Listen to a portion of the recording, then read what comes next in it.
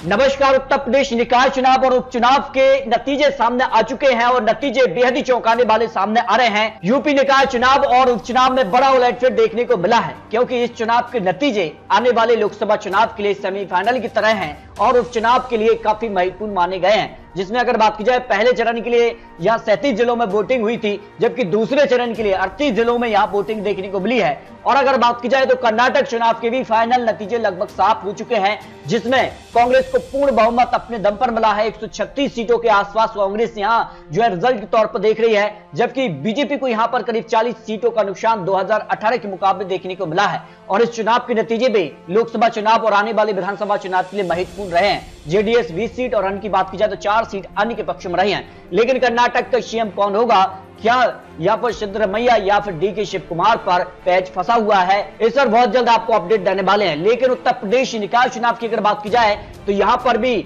जो नतीजे लगभग साफ हो चुके हैं और यहाँ 17 निगम के जो नतीजे हैं, यहाँ पर बीजेपी सभी 17 निगम पर जो है यहाँ पर आगे चल रही है। सभी 17 निगम पर लगभग बीजेपी की जीत पक्की हो चुकी है। इसके अलावा अगर बात की जाए तो यहाँ पर उपचुनाव के भी नतीजे सामने आए हैं। उत्तर प्रदेश में 2 सीटों पर उपचुनाव हुआ था, जिसमें 16 सीट और 96 सीट पर जो है उपचुनाव के नतीजे आ चुके हैं और दोनों सीटों पर भारतीय जनता पार्टी को यहाँ जीत मिली है। जबकि रामपुर की 16 सीट कहीं ना कहीं समाजवादी पार्टी का एक गढ़ था, लेकिन इस बार बीजेपी ने यहाँ जीत हासिल की है। समाजवादी पार्टी को बड़ा झटका यहाँ लगा है, जब 96 सीट पर भी यहाँ बीजेपी को जीत मिली है। एक बड़े मार्जिन से यहाँ बीजेपी ने जीत हासिल की है।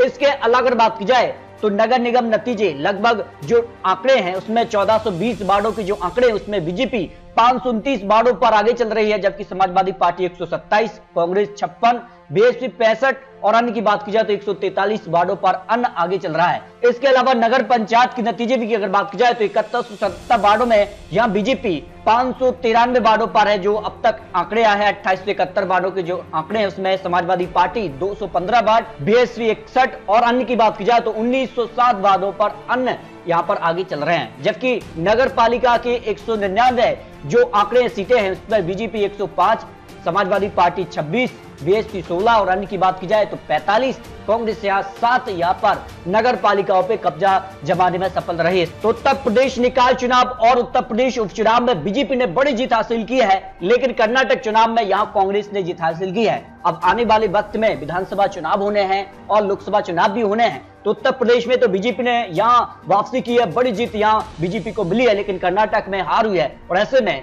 आने वाले विधानसभा चुनाव और लोकसभा चुनाव को लेकर बहुत जल्द आपको महत्वपूर्ण अपडेट देने वाले हैं। तो आपको क्या लगता है, अपनी राय रखिए। मिलते हैं और लेटेस्ट अपडेट के साथ, तब तक के लिए जय हिंद, जय भारत।